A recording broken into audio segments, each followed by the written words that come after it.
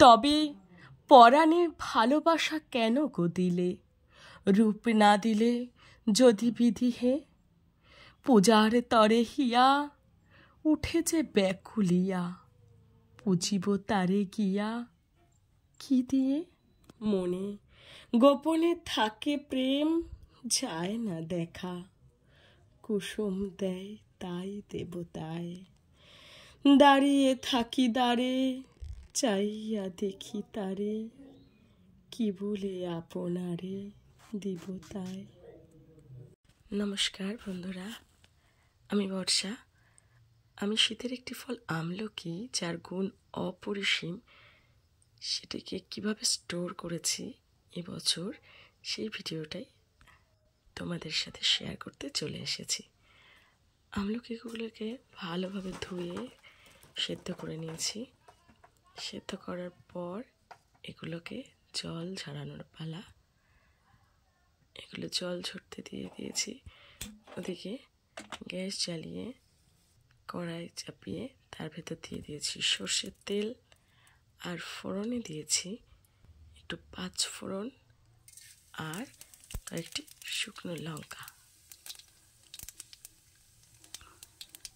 5 ফোড়ন আর শুকনো লঙ্কাগুলো একটি ভাজা ভাজা হয়ে গেলে আমি এর মধ্যে যে আমলকিগুলো জল ঝরাতে দিয়েছিলাম সেগুলো অ্যাড করে দিয়েছি।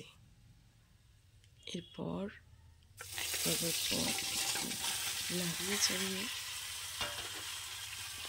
রেখেছি। পর অ্যাড করেছি গুড়। গুড়টাকে ভালো করে গলানোর জন্য নিচে দিয়ে দিয়েছিলাম। যাই হোক, গুড়টা গলছে নিচে আর আমি নাড়াচ্ছি, বুঝতেই পারছো ফুট দেখে। আর এদিকে আমি জলটাকে ফেলে দেইনি, জলটাকে স্টোর করে রেখেছি। আর এদিকে আমলকি আর গুড় একসাথে ফুটছে, ফুটে তৈরি হচ্ছে আচার। আচার আমাদের সকলের প্রিয়, এই নিয়ে আর আলাদা করে বলার কিছু নেই। আমি আচারটা এবছর প্রথম বানিয়েছি। আর এই পাশে বানিয়ে নিয়েছি আমার আচারের জন্য একটা মশলা। আমি প্রথম এই মশলার জন্য দিয়ে দিয়েছি একটু সর্ষে, কিছুটা শুকনো লঙ্কা, আর দিয়েছি একটু 5 ফোড়ন, আর সঙ্গে দিয়ে দিয়েছি একটু জিরে। তোমরা এখানে অ্যাড করতে পারো ধনিয়া, আমি এখানে আমার কাছে ছিল না, আমি দেইনি। এগুলোকে ভালো করে ভেজে নিয়ে, এই ভাজা মশলার গন্ধটা আমার অপূর্ব লাগে। তোমাদের কেমন লাগে অবশ্যই কমেন্ট করে জানিও।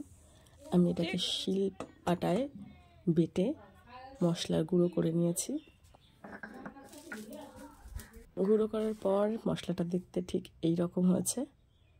আর এই মশলাটাকে ওই গুঁড়ে ফোটানো আমলকির মধ্যে দিয়ে দিলেই আমার সুগন্ধি একটি আচার রেডি হয়ে যাবে। এই আচার তৈরির ভিডিওটি তোমাদের কেমন লেগেছে অবশ্যই কমেন্ট করে জানিও। আর অন্য কোনো পদ্ধতিতে আচার তৈরি করা যায় কি না আমাকে সেটিও জানিও, তাহলে আবার চেষ্টা করব। শীত শেষ হওয়ার আগেই তোমরাও যদি এরকম লোভনীয় আচার বানিয়ে নিতে চাও তো বানিয়ে নিতে পারো, কারণ আমলকির গুণ আমরা সকলেই জানি। আর আচারটি প্রায় রেডি, আর এটা সার্ভ করার পালা। আচারটি দেখতে ঠিক এরকম হয়েছে, আর খেতে কেমন হয়েছে সেটা তো টেস্ট করার পরই বোঝা যাবে। আর ভিডিওটি ভালো লাগলে অবশ্যই একটা লাইক করে দিও। টাটা। আর ভিডিওটি শেষ পর্যন্ত দেখার জন্য অনেক অনেক ধন্যবাদ।